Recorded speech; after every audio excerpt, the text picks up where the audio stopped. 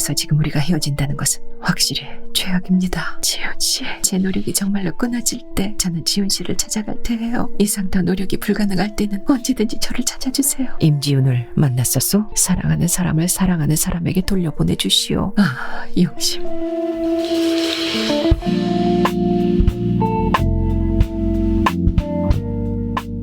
이별의 곡. 영심은 집으로 돌아오자 옷을 갈아입을 생각도 없이 외투만 벗어 걸고는 2층 자기 방으로 올라가자 책상 머리에 탁 엎드려 버리고 말았다. 그리고는 소리를 내어 오랫동안 흐느껴 울고 있었다. 하고 싶은 말은 한마디도 못하고 온 자신이 자꾸만 서글퍼졌다. 자기는 왜 어른다운 이야기만 그처럼 기를 쓰고 늘어놓고 왔느냐고, 그 마음의 초록별이 자기에게 있어서 어떠한 존재였더냐고, 잔인하리만큼 표독한 자기의 그 가지가지의 말들이 그지없이 얄밉고 한없이 영심은 원망스러웠다. 대화가 뭐냐, 신앙생활이 뭐냐, 있는 것은 오직 그리움뿐이었다. 별도 좋고 태양도 좋고 꽃도 좋다. 그 별과 그 태양과 그 꽃이 내게 좋아야만 나도 좋은 것이다. 아, 어린애의 철부지를 지닌 그 눈물겨운 애정의 말들. 자기 옆에 앉아만 있으면 무한히 행복하다는 지훈의 그 어리디 어린 말들이 영심의 영혼을 무섭게 흔들기 시작하였다. 나는 영원히 내가 하고 싶은 말들을 그의 앞에서 할 수 없는 불구자가 되려는가. 그리움과 안타까움이 영심의 심신을 폭풍처럼 습격해왔다. 별이여 대답하소서, 태양이여 대답하소서. 그러나 하늘과 땅은 아무런 계시도 보여주지 않았다.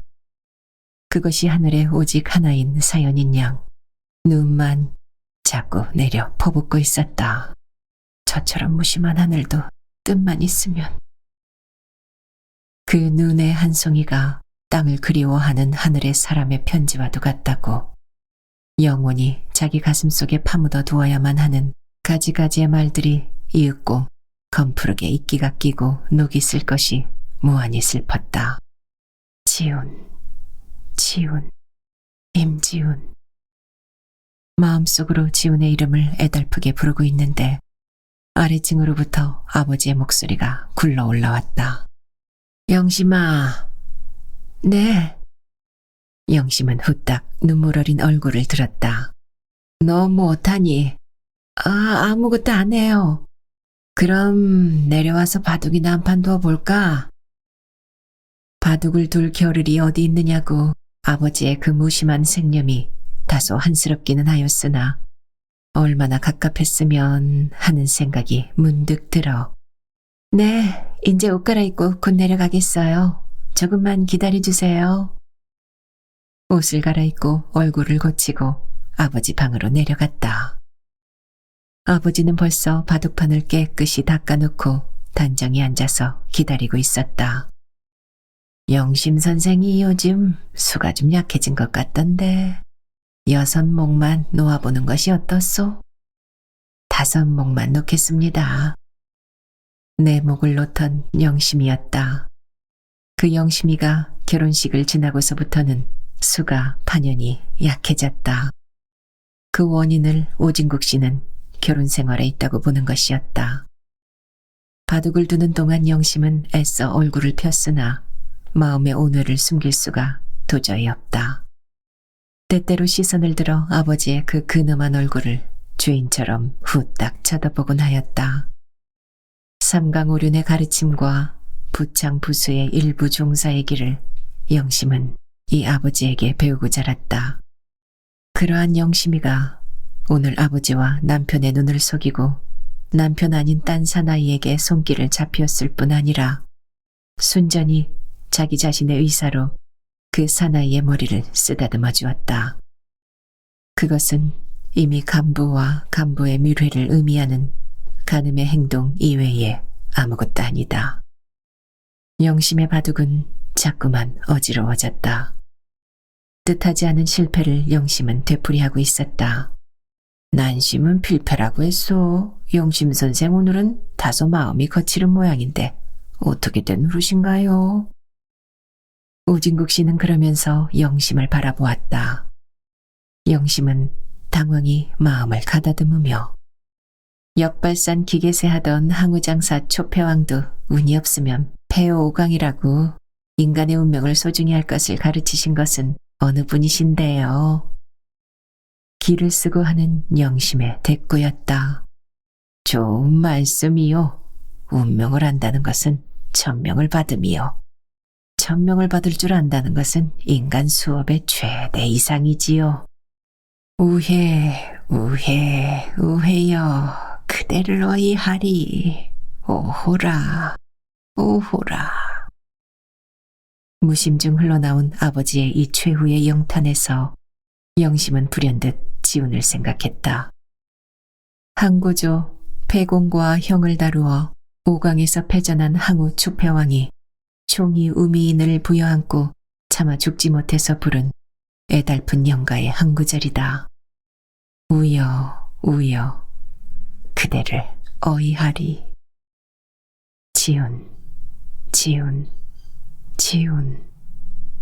지훈의 이름을 수없이 불러보며 애달파하는 자기 심정과도 흡사한 것이라고 아버지는 마치 자기의 가슴속을 들여다보는 것 같아서 영심은 무섭다. 차마 혼자 죽지 못해 하는 조패왕의 그 다급한 안타까움이 영심은 저의 일만 같았다. 바둑은 두 판으로 끝을 막았다. 두 번 다 참패를 한 영심을 향하여 마음이 다소 평화롭지를 못한 것 같으오. 2, 3일 수양하면 평온이 오겠지요.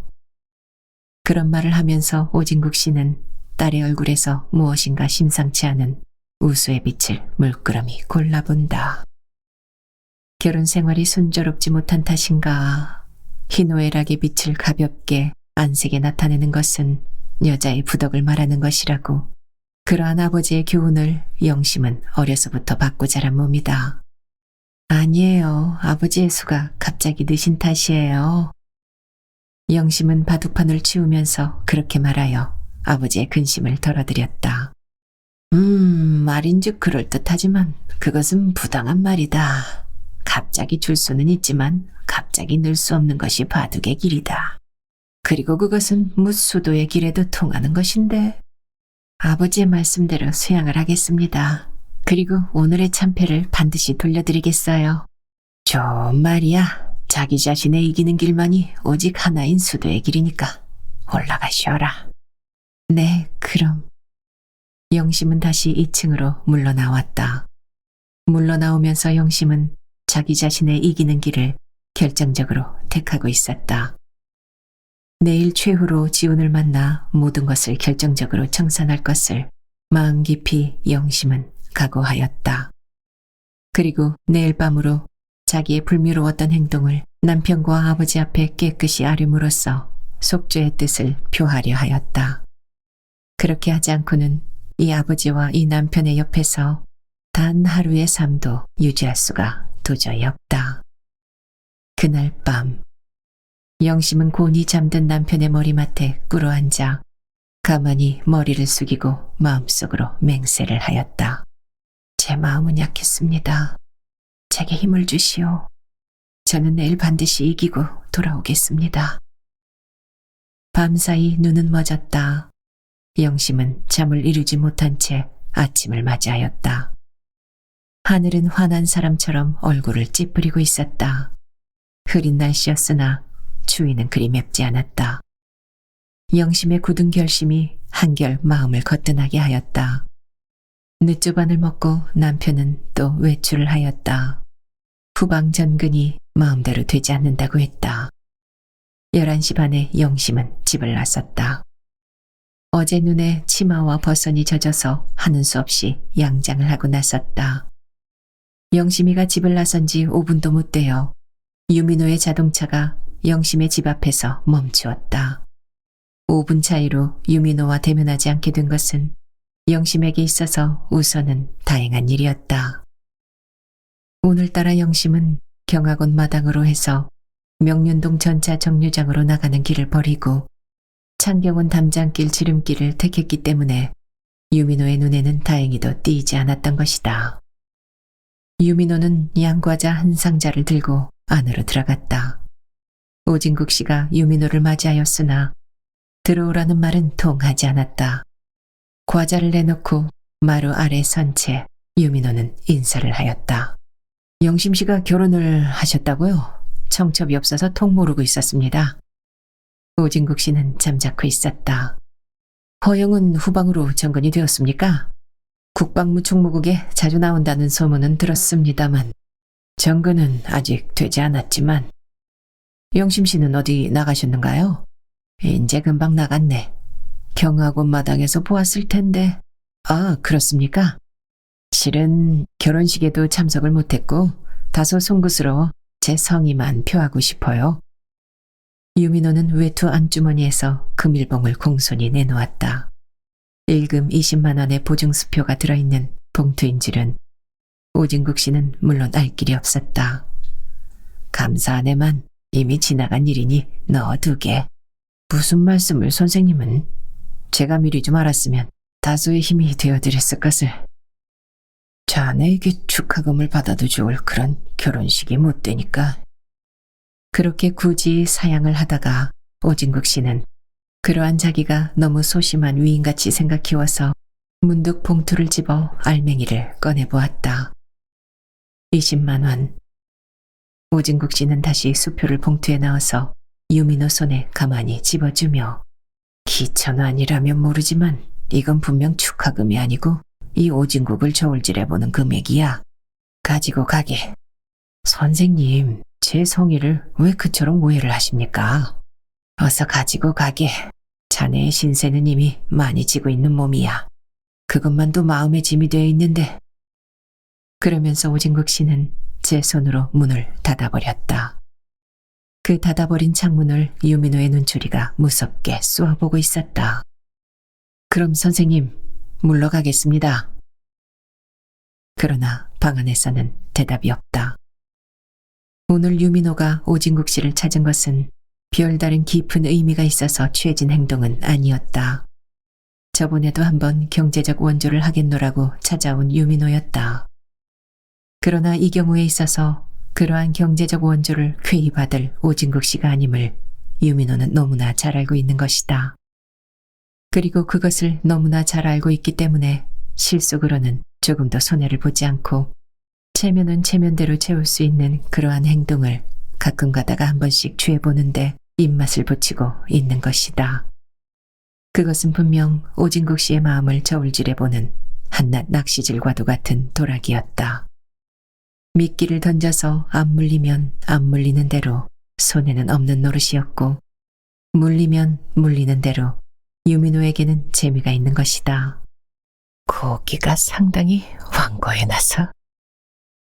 차를 타고 명륜동 전차 정류장으로 빠져나오면서 유민호는 유쾌히 중얼거렸다. 영심의 얼굴이라도 한번 보고 나왔으면 수지는 맞을 텐데. 눈 깜짝할 사이에 체정주를 잃어버린 유민호였고 인국엄마마저 놓쳐버린 유민호였기 때문에 어지간한 유민호도 요즘에 와서는 마음속이 다소 비어있는 것만은 사실이었다. 그래서 오랜만에 영심의 얼굴이라도 한번 바라보고 왔으면 소비된 가솔린 대금만한 가치는 충분히 있을 것이라고 생각한 것이다. 마담 로즈도 이제는 냄새가 났다. 그것은 저번 날 저녁 성난의 입으로부터 마담이 자기와 결혼하고 싶어 한다는 한마디를 들었을 순간부터였다. 임신한 타이피스트 박미경의 처소를 찾을 만한 성의도 또한 없다. 부산 본점 서무주임의 아내는 두 번도 만나보기가 싫었다. 그래서 유민호는 어제 부산 대청동으로 김오경에게 전보를 쳤다. 하루바삐 서울로 올라와서 살자는 전보였다. 김오경만은 아직도 유민호가 입맛을 붙이고 있는 것이다. 3년에 걸친 김오경과의 동거 생활에서 유민호는 실증보다도 도리어 니코틴의 매력을 느끼고 있는 것이다. 천하일품이야. 김오경의 육체를 불현듯 연상하며 장경원 담장을 끼고 대학병원 시체실 앞까지 다다랐을 때였다. 저건 영심이? 유민호는 소리를 내어 외쳤다. 영심이가 걸어가고 있었다. 시계를 들여다보며 장경원 문을 향하여 영심은 걸어 들어가고 있었다. 영심이가 스케이팅을 시작했는가? 남녀 중학생 서너시 스케이트를 들고 메고 영심의 뒤로 따라 들어가서 표를 산다. 그러나 영심은 스케이트를 들지 않았다. 가솔린 값은 충분히 됐다. 서서히 몰고 있던 차를 유민호는 멈추었다. 그리고는 핸들에다 자물쇠를 채우고 차에서 내렸다. 어제와 꽃 같은 코스를 둘이는 걷고 있었다. 지훈이가 먼저 와서 기다리고 있었다. 눈을 쓸어낸 스케이트장은 활발히 움직이고 있었다. 유민호는 얼음 위로 내려가서 학생들 속으로 자기 몸을 감춰버렸다. 둘이가 걷는 코스는 결국 이 연못을 중심으로 삥 돌아 나오게 된 길이어서 학생들의 주위를 빙빙 돌기만 하면 둘이의 행동을 빤히 올려다볼 수 있는 유민호의 위치였다. 사나이의 모습에 낯이 익다. 그러나 그것이 언젠가 마담 로즈의 방에서 본 정릉 계곡을 배경으로 한 성난의 사진 속의 인물인 임지훈인 줄로 알기에는 거리가 너무 멀었다. 어쨌든 흥미거리인걸. 가솔린 값쯤의 문제가 아니었다. 고급차 한 대쯤은 손쉽게 내던져 손에 넣기 힘든 흥미거리라고 유민호는 지금 망원경의 필요성을 절실히 느끼고 있는 것이다. 사람은 두고 봐야만 할 일이야. 다른 사람은 몰라도 오영심이가 이럴 줄은 실로 천만외의 일이었다.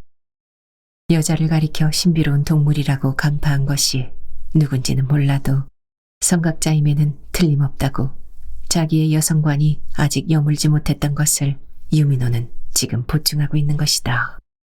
확실히 여자는 사상의 동물이야.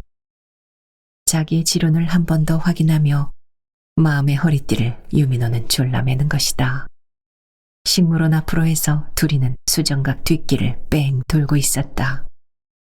어제 걸터 앉았던 노가지 나무 옆을 그대로 지나쳐 연못과 오솔길을 둘이는 걸어 내려왔다. 사람의 발자국은 하나도 없는 새 눈길이었다. 왜 그처럼 눈길을 걸어야만 하는지 더욱더 유민호에게는 흥미거리가 아닐 수 없었다. 이윽고 둘이는 못을 삥 돌아 근정전 뒷길로 걸어 올라갔다. 그러니까 오늘을 마지막으로 영원히 헤어진다는 말이지요. 네, 그럴 수밖에. 깊은 한숨소리가 둘이의 입으로부터 흘러나왔다. 어른이 돼가지고 오신다고 어저께 그처럼 굳은 약속을 하셨는데. 되겠습니다. 영심 씨의 소원이 진정으로 그러신다면 어른이 되지요. 지우는 눈물을 글썽글썽하며 영심 씨의 마음을 움직이기에는 제 힘이 모자라지요. 성실한 진실이면 움직여 주실 줄로 믿었던 영심 씨였습니다. 지훈 씨, 너무 슬퍼하지 마세요. 제 마음을 못 알아주실 지훈 씨가 아니실 텐데. 영심이도 운다. 알지요. 잘 알고 있지요. 그러시다면 제 청을 들어주세요. 듣겠습니다. 다시는 어리광을 부려서 영심 씨를 괴롭히지 않겠습니다. 근정전 뒷뜰에 눈을 하얗게 인 5층탑이 한기둥 서 있었다. 탑 곱지요. 영심의 외로운 마음이 자연을 그리워했다. 곱군요. 실감을 상실한 대답을 지우는 했다. 그렇지만 제게는 이제 아무런 것도 구운 것이 없어졌습니다. 모두가 다 보기 싫어졌죠. 영심 씨를 잃어버린 탑이 뭐가 그리 고울까요? 꽃도 미워지고 새도 미워지고 마음의 오아시스이던 창경원 연못도 이제는 미워졌습니다. 손등으로 눈물을 어린애처럼 씻으며 생각하면 영심 씨는 저보다도 더 괴로우실 줄 알아요. 나는 지금 영심 씨 한 사람만을 그리워하면 되지만 영심 씨에게는 허중령이 있으니까요. 그런 줄을 아시면서 와락 눈물이 솟구쳐 나와 영심은 앞을 볼 수가 없다. 그러니까 이제 영 만나지 않겠습니다. 영심씨, 그럼 되지요.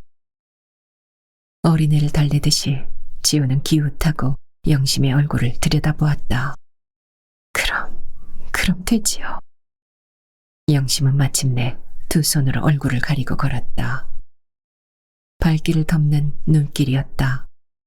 눈 속에 파묻힌 돌 하나를 밟고 영심의 하이힐이 둥그러졌다.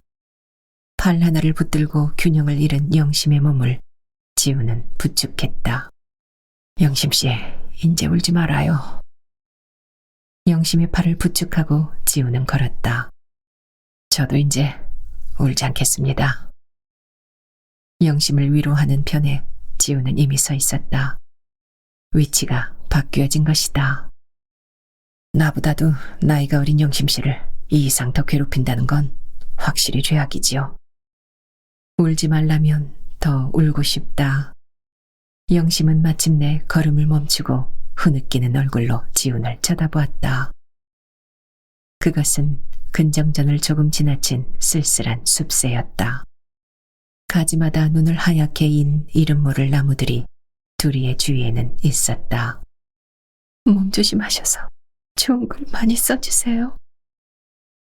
영심은 쫙쫙 운다. 영심씨가 읽어만 주신다면 그것으로 저는 행복을 삼겠습니다. 영심의 팔 하나를 부축했던 지우는 남은 손으로 영심의 남은 손길을 가만히 쥐어보며 영심씨 말대로 저는 노력을 하겠습니다. 노력을 해서 애인의 후편을 쓰겠습니다. 만나지는 못하지만 저는 항상 영심씨 옆에 앉아있는 것처럼 생각하면서 살겠습니다. 고마워요, 지훈씨. 영심의 자세가 앞으로 쓰러져 오는 것과 지훈의 몸이 맞바닥 끌려와 나간 것은 거의 동시의 일이었다.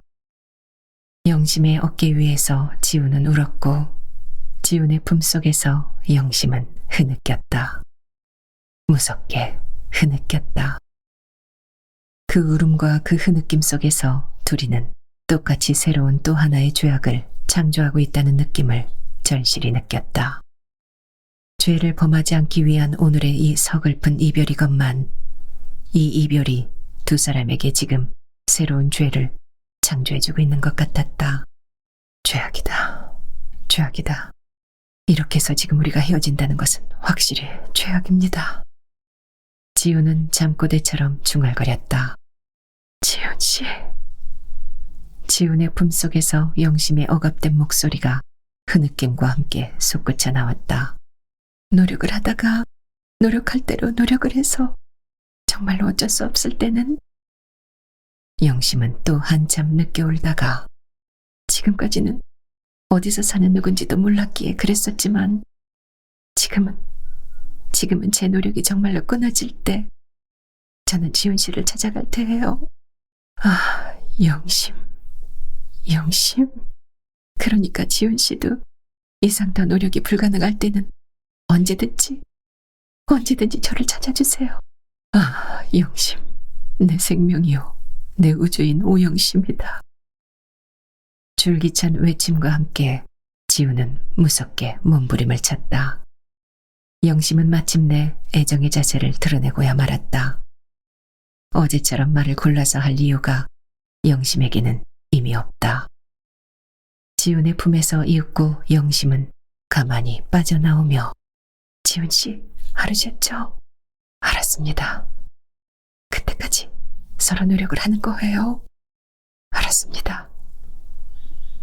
영심은 가만히 얼굴을 쳐들고 나서 이제 나가요. 둘이는 눈물을 거두고 근정전 앞들로 묵묵히 나섰다. 돌다리를 건널 때 영심은 문득 생각이 난 듯이 혹시 저희들에게 무슨 불행이 있어서 죽음이 올 때는 그때는 한번 만나보고 싶어요.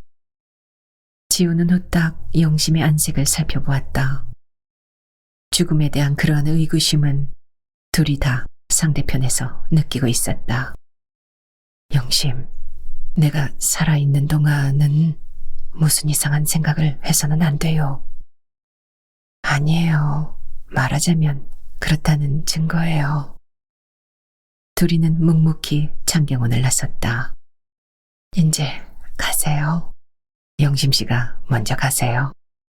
저는 여기 좀 서 있겠어요. 아닙니다. 제가 여기 서 있겠습니다. 영심이가 마침내 졌다. 지훈을 빤히 쳐다보며. 그럼 지훈 씨, 영원히 안녕히. 그리고는 한 번 더 다사로운 눈인사를 영심은 하고 나서 획 돌아서 갔다. 한 번도 뒤는 돌아보지 않고 밑 눈길을 빠른 걸음걸이로 사라져갔다. 무서운 얼굴을 하고 지우는 오랫동안 창경원 앞 안길에 우두커니 서 있었다. 입술이 삐죽삐죽 이그러지며 눈물이 수르르 두 볼을 미끄러져 내렸다. 굽은 장갑을 끼고 영심의 뒷모습이 사라지려는 무렵에 신사 하나가 창경원 문을 나섰다. 멍하니 서 있는 지훈과 조그맣게 담장 밑을 돌아가는 영심의 뒷모양을 번갈아 바라보며 이윽고 멈춰 놓았던 차를 운전하여 곧장 원남동 쪽으로 천천히 달려갔다. 지훈은 그 자리에 우두커니 서서 영심이가 사라진 쪽을 오랫동안 바라보고 있었다. 그리고는 이윽고 발꿈치를 돌려 원남동 정류장까지 터벅터벅 걸어오는데 우르르 전차가 들어닿았다. 목적 없는 전차를 꿈결처럼 지우는 탔다.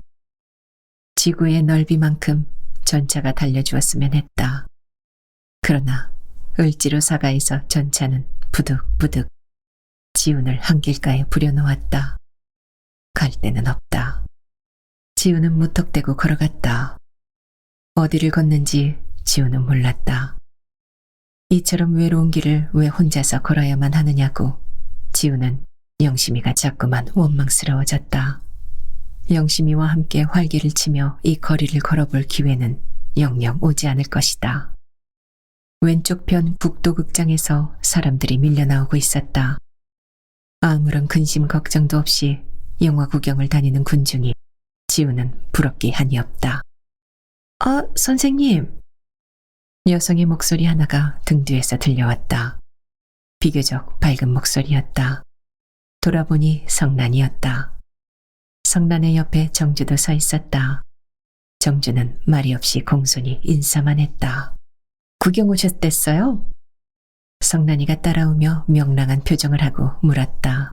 아니요. 지우는 물끄러미 두 여성의 얼굴을 바라보았다. 어디서 한두 번 인사쯤 한 사람을 바라보는 것 같은 지훈의 흐린 표정이었다. 정주 언니가 하도 고독해해서 제가 극장 구경 데리고 왔어요. 성난이도. 정주는 곱게 성난을 흘겼다. 선생님. 네. 아니, 선생님도 대답이 왜 그처럼 고루해요? 성난은 여전히 명랑하다. 선생님, 저희들에게 차 한 잔 사주실 친절 베풀어 주시겠어요? 사드리죠. 셋은 다방을 찾아 걸어갔다. 원기가 통 없어 보이는데 어디 편찮으세요? 아니요. 오랜만에 만났는데 조금만 명랑하세요. 지우는 대답을 않고 묵묵히 걸었다. 선생님이 그처럼 무뚝뚝하시면 저희들이 무슨 죄나 진 것 같잖아요. 정주가 옆에서 조용히 웃었다. 지훈을 대신하여 웃어주는 웃음 같았다. 창경원에서 헤어진 애인 아직 못 찾으셨어요? 아이, 성난이도. 정주가 옆구리를 콕 찔렀다. 그럼 어때? 정주를 성난은 반박하고 나서 아직도 못 찾으셨담. 저희들이 협력해서 찾아드리고 싶어서 그러는 거예요. 지우는 그냥 걷기만 했다. 이윽고 조그만 다방 하나를 한길가에 발견하고 셋은 안으로 들어갔다. 지훈을 위하여 성난은 위스키 티를 청했고 자기네들은 홍차를 주문했다. 두 여성 앞에 지훈은 우두머니 앉아 있었다. 앉아 있다가 문득 생각이 난 듯 꾸벅 고개를 숙이며 말했다. 정주씨, 출판 기념회에 와주셔서 감사합니다. 정주는 다소 얼굴을 붉히고 있었다. 저는 그 대신 축사를 보내드렸어요. 성난이가 옆에서 일부러 샘을 내보였다. 감사합니다. 지우는 또 성난에게 고개를 숙였다. 차가 왔다. 지우는 위스키 티를 절반이나 훌훌 마셨다. 목이 가을하다. 정주 언니의 보고를 들음 암만 해도 그 무슨 중령 부인이 애인같이 생각된다고요. 애도 참. 정주가 또 얼굴을 붉히며 성난을 막았다. 지훈이 후딱 시선을 들었다. 여성들은 육감이 빠르답니다. 더구나 정주 언니처럼 선생님을 아직도 열심히 생각하고 있는 여성에게는 성난이가 자꾸만 그런 말만 하면 난 갈테야. 일어나는 정주를 성난은 부득부득 끌어안쳤다. 그러나 표정이나 말처럼 성난의 마음은 밝지는 못했다. 어쨌든 단 하루 동안이나마 부부가 아니었더냐고. 모든 것을 주고받은 둘이의 비밀이 진실처럼 희미했고 어제처럼 생생했다. 그 생생하면서도 지극히 희미한 기억의 틈사리를 타고 한오락 신비로움 같은 것이 성난에게 왔다. 다사로운 신비감이었다. 성난은 갑자기 울고 싶어졌다. 그러나 그러한 울음이 자신의 발랄한 포즈와는 어울리지가 않았기에 울음은 성난의 가슴 속에서만 서글픈 소리를 내고 있는 것이다. 저도 그 여자 한번 봤어요. 언젠가 임 교수와 함께 타고 온 차 안에서. 얌전한 사람이던데요. 오해를 하지 마시오. 그이는 남의 부인입니다. 지우는 비로소 변명을 했다. 글쎄 오해람 다행이지만요. 성난이 알지도 못하고. 그 책임이 자기에게 있는 것 같아서 정주는 질색을 했다. 성난 씨. 지우는 이윽고 표정을 가다듬었다. 네? 저는 성난 씨에게 인간적인 죄를 지었습니다. 용서를 바랍니다. 한참 동안 성난은 잠자코 앉아 있었다. 죄는 제가 지은 계산이 아니었어요? 아닙니다. 모두가 제 불찰이었습니다. 그렇다면 계산이 약간 틀려진 게 아니에요? 보상할 수만 있으면 그럴 생각으로 있지만 현재의 저로는 보상할 방도가 전혀 없습니다. 다만 성난 씨의 행복을 진심으로 빌 따름입니다. 빌어주지 않는 것보단 낫겠지만 구태여 힘든 일 안 하셔도 괜찮아요. 성난은 쓸쓸히 웃으며 그보다도 집에 가끔 오셔서 생선요리나 좀 하세요. 소설이나 써가지고야 제 돈 내고 요리집에 가겠어요. 참으로 좋은 말을 성난은 했다고. 지우는 그 한마디가 자기의 구미에는 딱 들어맞는 것이다. 정주 언니도 가끔 오죠. 셋이서 맛있는 음식 차려놓고 우리 한번 하하 웃어봐요. 성난 고맙소. 성난의 그 재치 있는 인사가 지훈에게는 진정 고마웠다. 그러다가 좋은 신랑감이라도 있음 저 중신 좀 들어주세요. 선생님이 중신을 드신다면 나 무조건 승낙할 테예요. 지훈은 비로소 가느다란 미소를 입가에 지었다. 이런 것이 다 성난의 좋은 점이라고 지훈은 애써 성난에게 좋은 점만을 바라보고 있었다. 허술한 자유보다도 탐탁한 속박이 갑자기 좋아졌어요.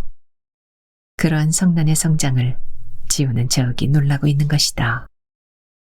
다방을 나서서 셋은 묵묵히 을지로 입구까지 걸어왔다. 성난과 정주는 명동 쪽으로 가야만 한다. 선생님, 어디로 가시는 길이었어요? 저기 좀 무척 쓸쓸해 보이셔. 저희들 세 사람 중에서 선생님이 제일 고독해 보이셔. 웬일일까요? 그러면서 성난은 손을 내밀었다. 악수하고 헤어져요. 지우는 가만히 성난의 손을 잡았다. 생선요리와 정주 언니와 그리고 성난이와 저희 집에 오시기만 하면 이 세 가지 언제든지 준비되어 있죠. 쓸쓸해서 정말로 견디지 못하시면 오세요. 다소의 위안이 되실는지 몰라요. 고맙소. 성난은 악수를 풀며 정주 언니와도 악수를 하셔야지. 정주의 손 하나를 성난은 끌어당겨 지훈의 손길에 쥐어주었다. 제일 쓸쓸한 사람이 선생님이라면 그 다음으로 쓸쓸한 사람은 정주 언니일 거예요. 그런 줄 알고 악수하셔요. 성난은 옆에서 주석을 달았다. 정주 씨의 행복을 진심으로 빕니다. 고맙습니다, 선생님도. 정주는 고개를 숙였다. 이제 됐어요. 악수가 너무 길다는 건 한국인의 상식 부족을 말하는 거니까요. 최후까지 성나는 마음의 울음은 보이지 않았다. 안녕히, 안녕히. 둘이는 명동으로 걸어 들어갔다. 연함은 걸음도 제 못 가서 성나는 획 돌아서면서 손을 흔들어 보였다. 바이바이, 미스터 지훈. 허수아비처럼 지훈은 한길 한복판에 멍하니 서 있었다.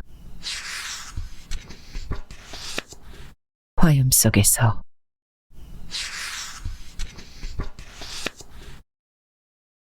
그날 밤 허정욱은 술이 잔뜩 취해가지고 돌아왔다. 취기가 있을 때는 장인 오진국 씨의 방에는 얼씬도 않고 2층으로 올라가 버리는 허정욱이었다. 장인이라는 생각보다도 은사라는 관념이 허정욱에게는 더 한층 강렬히 작용하고 있었다. 영심은 아버지에게서 들은 대로 20만 원의 축하금을 갖고 왔더라는 유민호의 이야기를 전했을 때 어디까지나 엉큼한 작자야. 누구의 마음을 떠보려는 심산인지는 모르지만 그러면서 유민호를 그대로 돌려보낸 장인을 우러러보며 선생님이 어떤 분이시라고. 허정욱은 여전히 오진국 씨를 선생님이라고 부르고 있는 것이다. 영심은 남편의 자리를 깔아주며 모든 것을 성실한 남편에게 고백을 하여 남과 아울러 자기 자신에게 거짓 없는 인생의 자세를 취하고자 결심은 하였으나 막상 입을 열어 이야기를 하기가 영심은 무섭다. 아무런 것도 모르는 이 남편에게 격분과 절망을 줄 생각을 하니 가슴이 설레어 영심은 좀처럼 입을 열 수가 없다.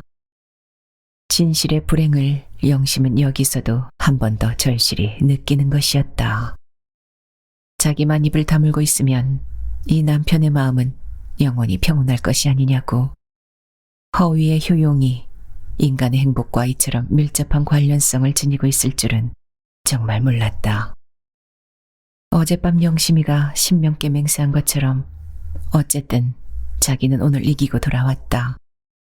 자기 자신의 이기는 길만이 인간 수업의 최고 이상자라는 아버지의 교훈을 충실히 이행하고 돌아온 것이다. 이미 지훈과는 영원한 이별을 짓고 온 영심이었다. 다시는 그러한 불미로운 행동이 자기에게는 있을 수 없다. 말로는 비록 둘이의 노력이 불가능할 때는 찾아오고 찾아가자고 했다. 그러나 영심에게 있어서 노력의 불가능이란 죽기 전에는 있을 수 없는 일이었다. 영심이가 이처럼 망설이고 있는데 드르렁 드르렁 코를 고는 소리가 났다. 취기가 있으면 곧 잠이 들어버리는 남편이었다. 내일 밤으로 어쨌든 영심은 자기의 고백을 연기할 수밖에 없이 되었다. 그러나 내일 밤이 와도 진실의 불행과 허위의 행복 속에서 자기의 거취는 오늘 밤과 마찬가지로 망설일 것만 같았다. 모든 것을 숨길 수 없이 이야기하여 남편의 벌을 받기는 쉬웠다. 그 남편이 받는 불행한 충격이 영심은 무서운 것이다. 어떡하면 좋아. 이러한 난관이 자기 앞길에 가로놓여 있을 줄을 미처 생각하지 못하고 있던 영심이었다. 모든 것을 고백만 하면 될 줄 알았던 단순한 생각이 비로소 눈을 부비는 것이다. 영심은 이윽고 남편의 잠자리에 손질을 하고 조용히 몸을 일으켰다. 영심은 우선 아버지에게 모든 것을 있는 대로 이야기하여 자기 거취에 대한 모든 적절한 지도를 받기로 결심을 했다. 할머니는 아랫방에서 이미 잠이 들어 있었고 아버지는 전등 밑에서 주역을 펼쳐들고 있었다. 아버지 아직 안 주무셔요? 영심은 들어가서 아버지 앞에 공손히 꿇어앉았다. 책에서 시선을 들며 영심 선생이 아마도 어제 복수전을 하러 온 모양 같은데? 아버지는 주역을 문갑 위에 올려놓았다. 바둑을 두자면 어린애처럼 기뻐하시는 아버지였다. 아니에요, 아버지. 영심은 잠시 시선을 둘 곳을 찾지 못하고 망설이다가 마음이 너무 어지러워서 영심은 고개를 가만히 숙였다. 마음이 너무 고르지 못한 영심인 줄은 오진국 씨도 이미 짐작하고 있었다. 그러나 영심이가 이처럼 어두운 표정으로 아버지 방을 찾아온 것은 오늘이 처음이다. 무슨 걱정되는 일이라도 생겼니? 오진국 씨는 애정을 가지고 물었다. 네, 아버지 앞에 죄를 지었습니다. 죄? 네, 죄를 짓고 저 혼자의 힘으로는 감당해 나가지 못할 일을 저질렀습니다. 무슨 말인고? 천천히 이야기를 해보아라. 오진국 씨는 안색을 가다듬었다. 영심의 긴 이야기를 오진국 씨는 끝까지 침묵으로 듣고 있었다. 태산이 무너져도 동하지 않은 오진국 씨의 태도였다. 부록을 지나 이미 천명을 받은 오진국 씨의 귀는 사리에 닿기만 하면 거역하지 않으려는 이순의 연륜을 바라보고 있었다. 숨김없이 말 잘해주었다. 그러나 오진국 씨의 음성은 떨고 있었다. 그 목소리의 떨림을 딸에게 보인 것이 다소 마음에 걸려 오진국 씨는 오랫동안 입을 다물고 있었다. 장애, 영심은 과연 내 딸이다. 그러면서 오진국 씨는 눈을 지그시 감아버렸다. 벽에 등을 기대고 또 한참 동안 침묵을 지키고 있었다. 무릎을 짚은 오진국 씨의 한쪽 주먹이 가느다랗게 떨고 있었다. 바로 임 교수의 아들이. 그 소설책의 주인공이 바로 너희들이었다는 말이겠다. 신음과 영탄이 한데 얼버무려져 비장한 목소리였다. 일부 종사의 미덕을 가르쳐주신 할머니에게 베일 낯이 없고 삼강오륜의 길을 깨우쳐주신 아버지 앞에 죄를 지었습니다. 영심은 고개를 푹 숙이고 조용히 울었다. 너의 그 극심한 마음고생이 측은하다만 내게 한 가지 잘못이 있다. 너는 끝끝내 지훈을 만나지 않았어야만 하는 것이다. 동기는 여하튼 만나서는 아니 되었다. 제 마음이 약했습니다. 그렇지만 제가 만나러 갔던 동기대로 오늘 깨끗이 헤어져 왔습니다. 용해. 그러나 가지 않았어야 했다. 나쁜 놈 같으니라고. 제 입으로 축사까지 해준 친구의 부인을 꿰어내려고 이렇쿵 저렇쿵. 꾹 참고 있던 오진국 씨의 분노가 조금씩 머리를 들기 시작하였다. 10번 찍어서 꺾이지 않는 나무 없다고? 꺾이는 편보다도 꺾는 편의 죄는 있는 거다.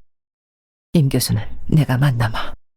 글을 쓴다기에 선비로 알았더니 유부녀를 꿰어내는 폐륜의 자식 같으니라고. 분에 격하기 시작하면 걷잡을 수 없는 아버지였다. 아버지, 이왕 무사히 지내버린 일입니다. 그대로 내버려 두는 것이. 일을 더 크게 만들지 않기를 영심은 진심으로 원했다. 아니다. 이대로 내버려 두었다가는 그 녀석이 또 너를 꿰어낼 것이 분명해. 임 교수가 마다하면 내가 대신 교훈을 시키고 오마. 너희들의 심정을 내가 못 알아보는 바는 아니야. 그렇지만 어쨌든 친구의 부인이 아니야. 사내 대장부가 정에 못 이겨 인간의 의리를 못 알아본다면 걔 돼지보다 나은 게 뭐야. 임 교수는 지금까지 아들에게 무엇을 가르쳤는고? 오진국 씨의 주먹이 차차 더 폭넓게 떨리고 있었다. 네 남편에게는 아무런 말도 마라. 네 뜻이 이미 그처럼 훌륭한 이상 허군의 마음을 건드릴 필요는 없다. 고래로 부도라는 것은 남편의 심내를 덜어 남편으로 하여금 뜻한 바를 잘 받드는 데 있는 것이다. 잘못 건드려서 쓸데없는 오해를 사는 것보다는 그대로 덮어두고 자기의 실행을 보상하는 길을 취해야만 할 것이다. 알겠니? 네, 알아들었습니다. 임 교수가 학교에서 돌아오는 건 내일 몇 시쯤인고? 저녁 무렵이면 댁에 계실 거예요. 내일 저녁 내가 다녀오마. 네 남편에게는 그저 인사차로 간다고 그래 두어라. 네. 에이, 글을 쓴다는 놈이 남의 유부녀를 꿰내? 간사한 놈 같으니. 그것만이 오진국 씨는 분하다. 이외라도 만일 그놈이 또다시 그런 게임수를 쓸 때는 내게 꼭 알려다오. 내가 다시 가마. 알아듣겠니? 네, 알아들었습니다. 분한 노릇이다. 네가 게임에 넘어 창경원에 가지만 않았던들 임 교수의 자녀 교육을 한번 보기 좋게 비웃어주고 오는 것을. 네가 그만 따라가 버렸으니 내 체면이 서지를 않는구나. 그것이 또 오진국 씨는 분했다. 네가 다시 그놈을 만난다면 그때는 너는 이 아비와 함께 죽어야 할 줄만 알아. 아버지, 안심하셔요. 영심은 공손히 아버지의 뜻을 받들었다. 아버지의 말씀대로 허위의 평온으로 문제를 해결하고 영심은 다시 2층으로 올라왔다. 남편의 잠은 골아떨어져 있었다. 영심은 책상머리에 앉기가 바쁘게 걱정이 또 하나 생겼다. 그것은 지훈의 죽음이었다. 잘못하면 그이는 죽을는지도 모른다. 그러한 예감은 벌써부터 있었다. 그래서 오늘 헤어질 무렵에 영심은 혹시 죽는 일이 있을 때는 한번 만나보고 싶다는 의사를 완곡히 표시해둔 것이었다. 지훈의 죽음에 대한 영심의 위구심은 차차 더 커져만 갔다. 진실의 불행 속에서 참다운 행복을 찾아 헤매는 지훈의 인생과는 허위의 평온을 끝끝내 고집한 영심을 위하여 전적으로 양보를 하였다. 그리고 그러한 비장한 양보의 배후에는 영육의 완전한 포기로서 자기 자신을 고뇌로부터 구출할 생각이 숨어 있는지 모를 일이 아닌가 하고 영심의 조바심은 밤하늘의 어두움과 더불어 자꾸만 확대되어 갔다. 새벽녘에 잠깐 눈을 붙인 꿈속에서 영심은 독약을 마시고 쓰러진 지훈의 시체를 부여안고 가슴 아프게 흐느껴 울다가 깨어났다. 늦조반을 먹고 허정욱은 운전수와 같이 오늘도 또 외출을 했다. 오늘은 일선에 잠깐 다녀오겠소. 휴가가 끝나는 대로 국방부로 전임이 될는지 모르겠기에 잠깐 다녀와야겠소. 그런 말을 남겨놓고 허정욱은 집을 나섰다. 허중령이 지프차에 올라타는데 덕흥상사의 사원 한 사람이 편지를 갖고 왔다. 저 허중령이신가요? 젊은 사원은 편지를 들고 안으로 들어가려다가 말고 지프차에 올라탄 허정욱에게 물었다. 그렇습니다. 내가 허정욱이요. 아, 저 유민호 사장이 편지를 갖고 왔습니다. 편지? 허정욱은 봉투를 받아들고 회답을 오라는 거요? 아닙니다. 전화기만 하면 된다고요. 젊은 사원은 다시 돌아서 갔다. 지프차도 출발했다. 달리는 차 안에서 허정욱은 편지를 뜯었다. 축사? 허중령의 표정이 후딱 어두워졌다. 편지 맨 첫머리에 조금 큰 글자로 축사라고 써 있었다. 동창생에게 청첩장 한 장 보내지 않는 군의 그 두터운 우정을 감사히 생각하며 늦게나마 군의 결혼을 위하여 축사 한마디 드리는 바이네. 이러한 서두로서 편지는 시작되어 있었다. 실은 어제 다수의 축하금을 쌓아가지고 인사를 갔었다는 이야기, 신랑도 신부도 외출하고 없어서 섭섭히 돌아왔다는 이야기, 축하금을 물리치신 오 선생님은 역시 출중한 인격자라는 이야기, 돌아오는 길에 창경원 앞에서 신부를 보았다는 이야기, 그리고는 다소 고상하지 못한 취미이기는 하지만 창경원으로 영심의 뒤를 따라 들어가서 어떤 사나이와 밀회를 하는 광경을 보았다는 이야기, 근정전 뒷뜰에서 포옹을 하며 울더라는 이야기를 쭉 늘여놓은 후에 가는 놈이 있으면 나는 놈이 있다는, 내 손에서 영심을 빼앗아간 허정욱 위에 나는 놈이 또 하나 있었다는 말이네. 이처럼 행복스러운 결혼 생활을 어찌 축복하지 않고 견딜 수가 있겠느냐 말이야. 그래서 감히 서투른 붓을 들어 두어 마디 축하의 말을 쓰는 것이지만 여자란 실로 앙큼한 동물이라고. 학덕을 겸비한 인격자 오진국 선생의 따님이요, 용감무쌍 정의를 보고 눈을 감지 못하는 성실한 인간 허정욱 중령의 부인이신 오영심이가 결혼한 지 달포도 못 되어 남편 아닌 딴 사나이의 품에 안겼다는 사실은 실로 한낱 허황된 꿈이 아니기에 늦게나마 축하하는 바이네. 가도 모를 것은 내 욕의 길이었던가. 기지도 날지도 못하는 유민호 씀. 와들와들 떨고 있는 허중령의 커다란 손이 독수리처럼 편지를 구겨쥐며 스톱! 하고 외쳤다. 차를 돌려라. 미아리고개 위에서의 일이었다. 차는 미아리고개를 화살같이 되돌아 내려오고 있었다. 얼룩얼룩 눈이 녹다 남은 비탈길이었다. 구겨쥐었던 편지를 잠바 주머니에 쓸어 넣은 허중령의 떨리는 손길이 그대로 조금 더 뻗어내려가자 허리에 찬 권총 케이스를 꽉 부여잡았다. 허중령의 그 불길과도 같은 감정의 무더기는 질풍처럼 달리는 지프차의 속력과 더불어 차츰 더 강렬히 타오르고 있었다. 허중령은 행동의 인간이었다. 오랫동안 생각할 필요는 조금도 없다. 죽느냐 사느냐의 두 길밖에는 있을 수 없다. 그것은 마치 비 오듯이 퍼붓는 총탄 속에서 적군과 마주선 찰나와 똑같은 심정이었다.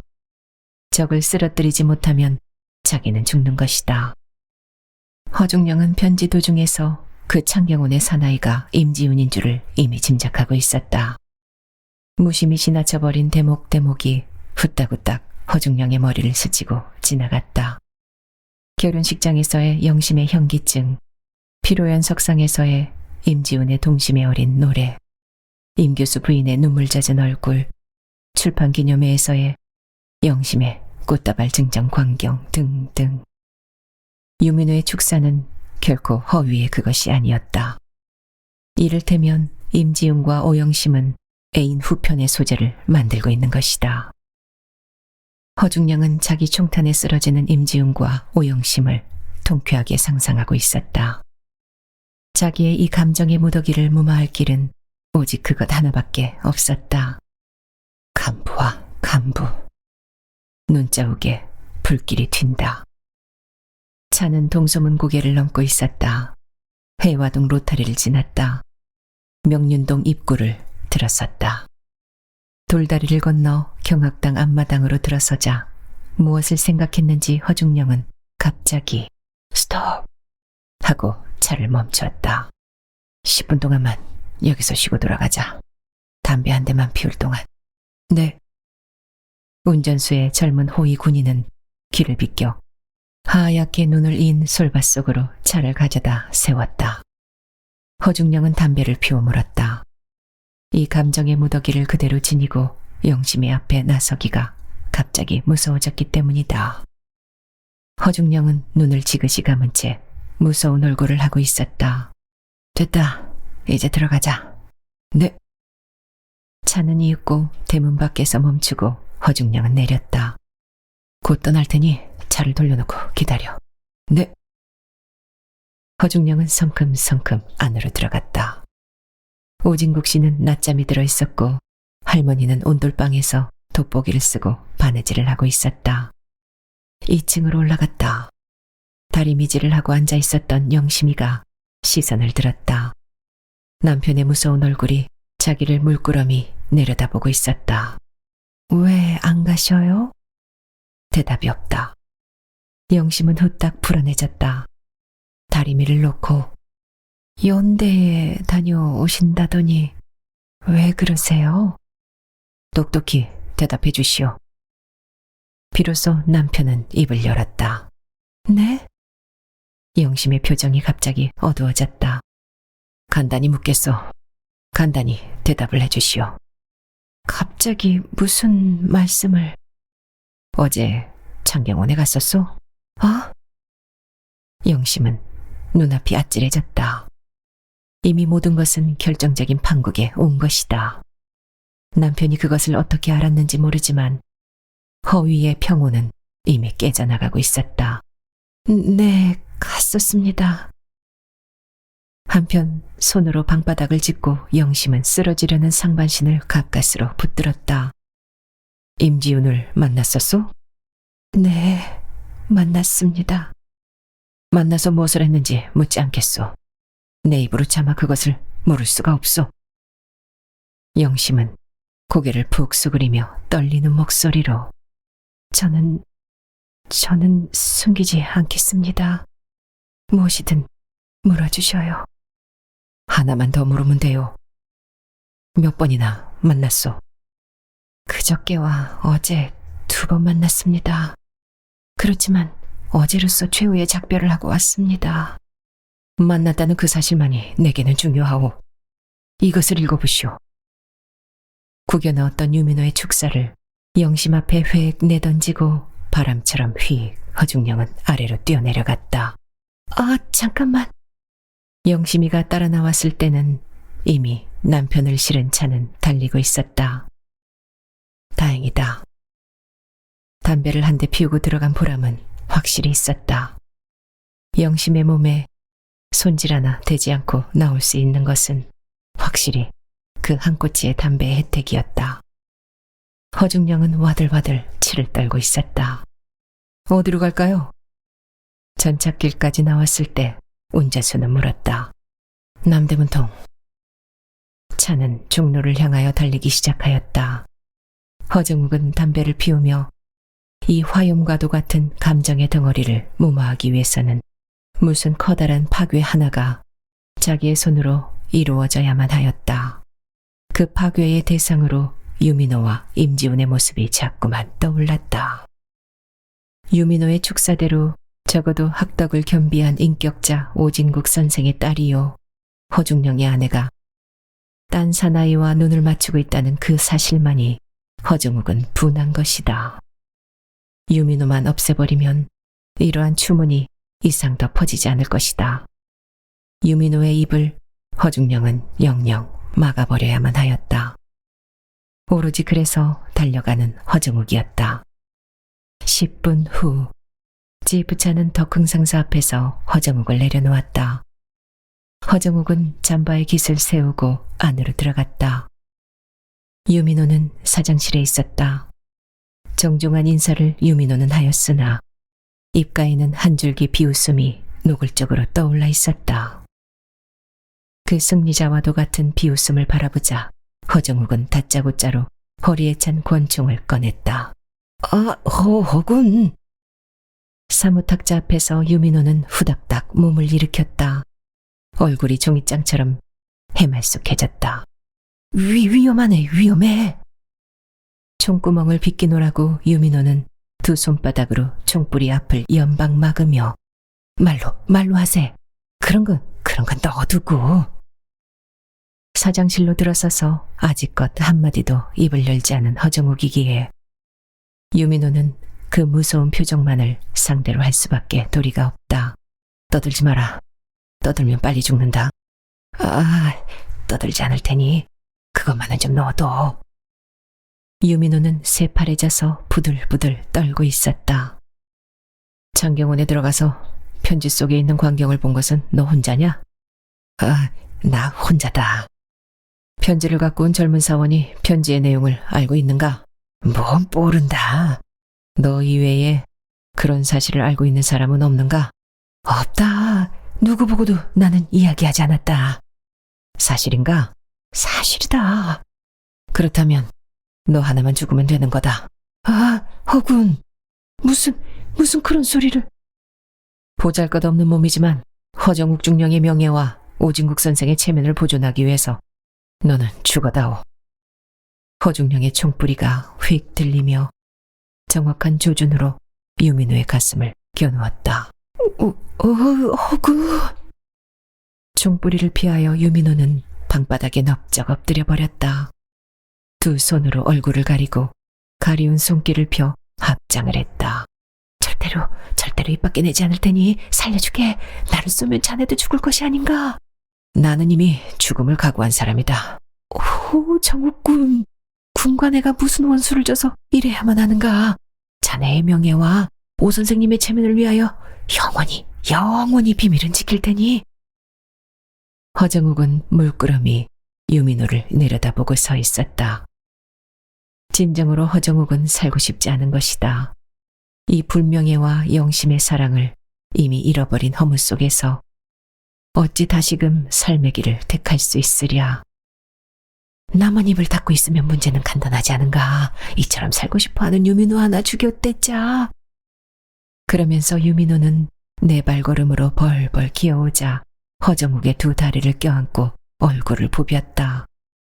그 순간 허정욱은 무기를 거두고 휙 돌아서서 총총히 사장실을 나섰다. 안국동 임지훈의 집으로. 지프차에 올라타며 허정욱은 외쳤다.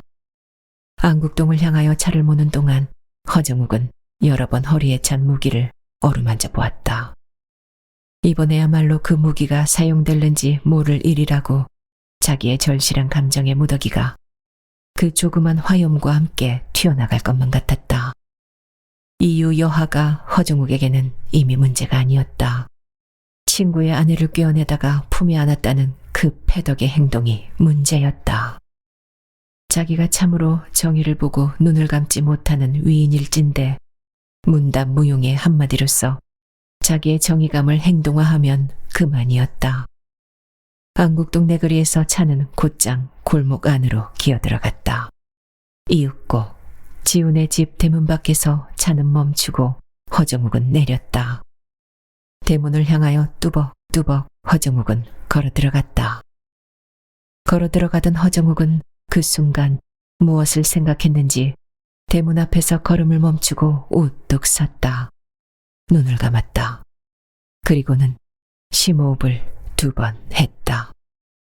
그리고도 또 대문은 열지 않고 잠시 서 있던 허정욱이가 휙 돌아서 나오면서 허리에 찼던 권총을 케이스와 함께 떼어 운전수에게 내주며 맡아두어. 네? 젊은 군인은 수상히 여기며 권총을 받아 자기 왼편 허리에 찼다. 호위병을 겸임하고 있는 이 운전수도 자기 오른편 허리에 똑같은 권총의 필요는 느끼지 않고 있었다. 허정욱은 이윽고 대문을 열고 안으로 들어갔다. 이날 집에는 지훈과 복순이가 있었다. 오늘은 휴각인 임 교수는 목욕을 하러 갔고 임 교수 부인은 서대문 친정편 일가댁을 찾아가고 없었다. 지훈은 자기 방으로 허정욱을 맞아들였다. 허정욱은 자기의 감정을 그대로 표시하는 무서운 얼굴로 지훈과 마주 앉았다. 허정욱의 표정에서 지훈은 이미 모든 것을 짐작하고 있었다. 내가 찾아온 이유를 이명은 아마도 모를 것이오.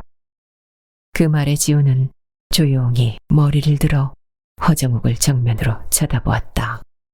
알 것 같습니다. 영심 씨가 이야기를 한 것이겠지요. 아내 입에서 들은 것은 아니오. 이명과 내 아내의 밀회 광경을 본 사람이 있어. 아, 그렇습니까? 지훈은 이미 떠들지 않았다. 창백한 얼굴에 가느다란 홍조가 한 줄기 떠올랐을 뿐이었다. 창경원에서 2번 만났다죠? 그렇습니다. 그러나 어제 헤어질 때는 영원히 만나지 않기로 하고 헤어졌습니다. 나는 지금까지 이명을 인간적으로 존경하고 있었소. 나도 허영을 존경하고 있었습니다. 오영심은 허정욱이 아내요. 나도 그것을 잘 알고 있습니다. 나는 아내를 사랑하고 있어. 그것도 잘 알고 있습니다. 이런 쓸데없는 이야기를 늘어놓으려고 온 허정욱은 분명 아니었다. 그렇게 지훈의 그 온순한 태도에 접하는 순간 어쨌든 일단은 사리를 가려놓아둘 생각이 허정욱에게는 들었다. 최후의 작별을 했다고 하지만 그것은 아내에 대한 이명의 사랑을 포기했다는 것을 의미하는 말이오. 사랑은 노력으로서 포기할 수는 없는 것이라고 생각합니다. 다만 이상 더 만나지 않겠다는 것 뿐이지요. 그 순간 허정욱의 표정이 그 무엇을 최후적으로 결정짓는 것 같은 움직임을 보이고 있었다. 한 여자를 2 사나이가 사랑할 수 없는 것이 현실이라고는 생각하지 않소? 나도 그렇게 생각하지요. 그렇다면 2 사람 중에 하나는 이 세상에서 없어져야 할 것이요. 나도 그렇게 생각합니다. 이명과 나와 어느 편이 없어져야 한다고 생각하오? 솔직히 대답해서 허영이 없어져 주었으면 하고 생각하지요. 무엇이? 허정욱의 손길이 휙 하고 허리로 갔다. 만일 그 손길이 무기가 잡혔던들 사건은 간단히 처리가 되었을는지 몰랐다. 그러나 허정욱의 손길에 무기는 잡히지 않았다. 자기 감정의 무질서한 폭발을 사전에 경계했던 자기의 행동이 지금에 와서는 도리어 뉘우쳐졌다. 철썩, 철썩. 무기를 잡지 못한 허정욱의 커다란 손길이 마치 나처럼 지훈의 뺨을 무섭게 내갈기고 있었다. 어머나, 저희를. 대돌 아래서 엿듣고 섰던 복순이가 철썩철썩 매를 얻어맞고 있는 사람이 지훈임을 알아보고 방문 밖에서 공둥공둥 뛰었다. 허중령의 그 호된 군대식 기합을 지훈은 조용히 받고 있었다. 남의 유부녀를 꿰어낸 작자가 도리어 권리를 주장해? 허정욱은 손길을 거두며 휙 자리를 박차고 일어났다. 거칠 대로 거칠어진 허정욱의 어조였다. 영심씨는 허영보다도 나를 사랑하고 있으니까요. 사랑하는 사람들에게는 그것을 요구할 권리가 있다고 생각합니다. 지훈은 조용히 시선을 들었다. 창백한 얼굴에는 울긋불긋 손가락자리가 지렁이처럼 뻗어 있었다. 아니다. 영심은 나를 사랑하고 있는 것이다. 그러기 때문에 영심은 너를 버리고 나를 택한 것이다. 영심의 이성은 나를 사랑했다. 영심 씨의 감정은 나를 사랑하고 있지요. 감정을 상실한 애정이란 있을 수 없는 일이니까요. 허영은 결국 영심 씨의 허수아비만을 소유하고 있는 것입니다. 사랑하는 사람을 사랑하는 사람에게 돌려보내 주시오. 그런 의미에 있어서 두 사람 중에 하나가 없어져야만 하는 때는 허영이 없어져 주기를 나는 바랍니다. 허정욱은 전신을 와들와들 떨고 있었다. 아내를 유인해낸 간부가 남편더러 없어져 달라는 것이다. 허중령의 의부는 이미 절정에 달해 있었다. 나의 정의감은 당장이라도 군을 없애버리고 싶지만 허중욱의 음성이 무섭게 떨고 있었다. 나는 신사다. 공평한 승부로서 두 사람 중에 하나가 없어질 방도를 취하기로 하마. 무슨 뜻이오? 결투를 하자.